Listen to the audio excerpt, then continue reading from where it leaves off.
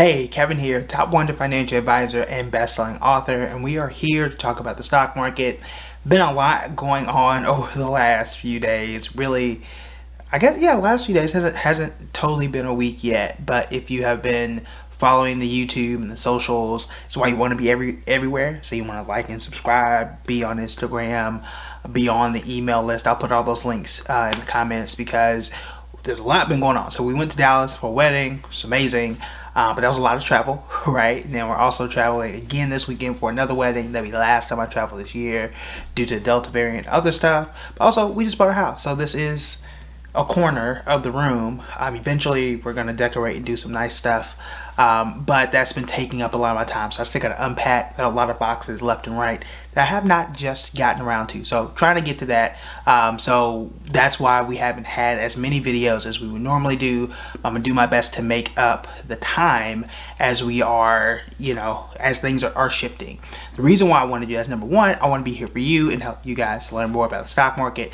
But also for me, I pride myself on being consistent. I've been doing this, right? Teaching people about the stock market for 11 years. My 11th birthday for Building Bread will be on 9/24, so September 24th. I think that's a Friday. We'll do something later down the line.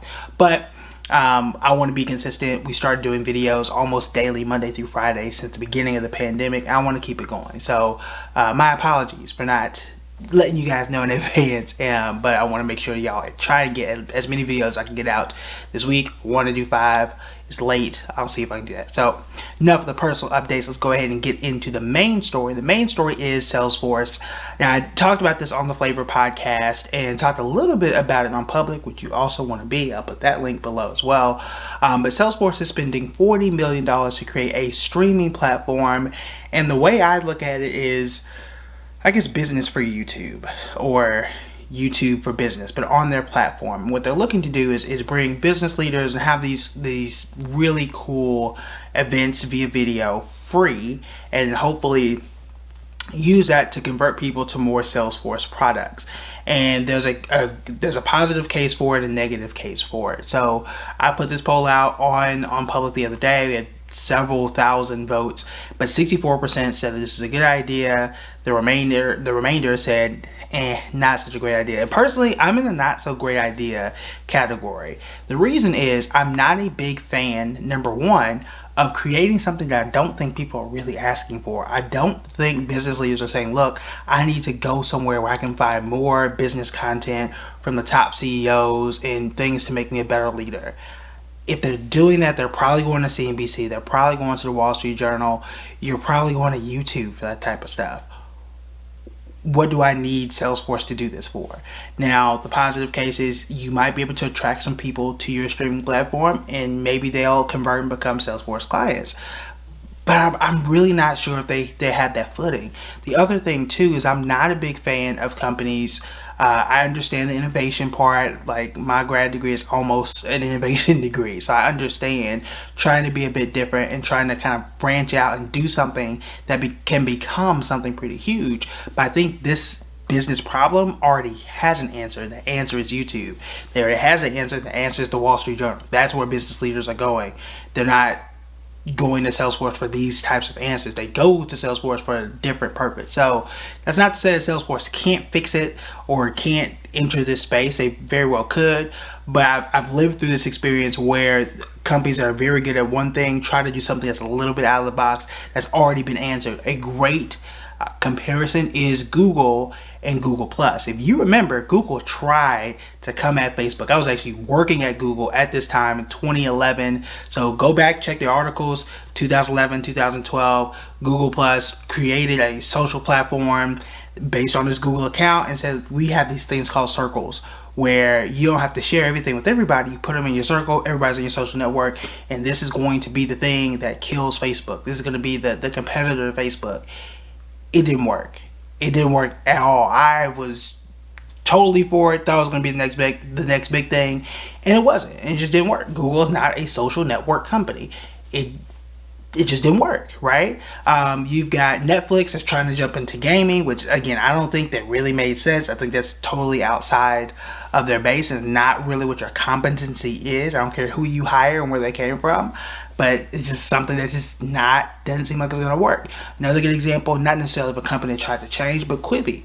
Quibi came out of what, 2020, I think, and they were they wanted to do like 5-minute movies and videos, like TikTok, but worse. Worse in not a good way, but essentially, you know, we like Netflix, we like Hulu, we like all these other things. You know, put it out there, 5 minutes, boom, that's the whole movie, that's the whole TV show, and nobody asked for that. Nobody said I want to watch a whole 5-minute movie and just cram it like that, and boom, there's a whole movie. Like, no. So that's just me venting, but also that is the actual case of how I feel about the company. But also, I'm not entirely sure if this company is a buy. Now, we've had some people that have been Salesforce investors for a while that comment on Facebook and say, hey, look, what do you think about Salesforce now? Should I keep it? Should I hold it? And where should I go? So since they bought Slack, they acquired Slack, this was last fall in 2020, I haven't really seen great things performance-wise from Salesforce. So I wanted to give you a quick contextual look at it. So over the last 6 months, it's only up 1.4%. That's not good at all. That is not good at all, especially when you've got, for context, Square, when they announced earnings, they were up 10% in a day. You're talking 6 months. 6 months, and you're only up 1.4%. That's not encouraging at all. If I look at 1 year, it's a bit better at 27%, but from the infrastructure stocks to Square and others, I think you can get a whole lot better. Now, yes, Salesforce is a bit bigger. Yes, Salesforce does have, they're not going bankrupt, right? I don't think they're going that route, but I'm just not entirely sure of, you know, Salesforce YouTube business streaming service is going to be the next big thing, and it's free. So we'll see how much money they can even generate there.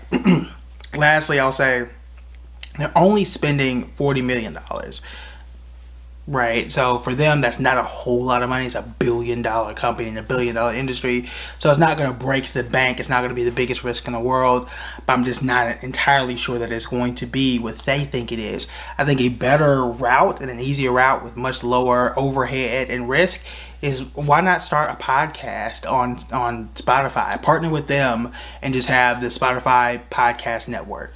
You could have did that. Hire me and I'll help you guys out with that. Or you could have just had a YouTube channel for Salesforce and may put out really amazing shows and content with business leaders and just did that. You could have sponsored Shark Tank and did something. Like, it's just so many other things that they could have done. I'm just not entirely sure that, one, if the market is there and our business leaders, quote unquote, or people who are in the corporate space, which I am in, I'm going to go and download the Salesforce app to watch stuff for free when I already watch stuff for free on YouTube, where I can get that and everything else. So I don't know. I'm not a big fan of it, but let me know what you think. Would you invest in the company? Do you think it's a good idea, bad idea? We already know what people think on public, but I'm interested in what you think on YouTube, Instagram, Facebook, and wherever you may be watching this video. So let me know in the comments below, and we'll chat soon. See ya.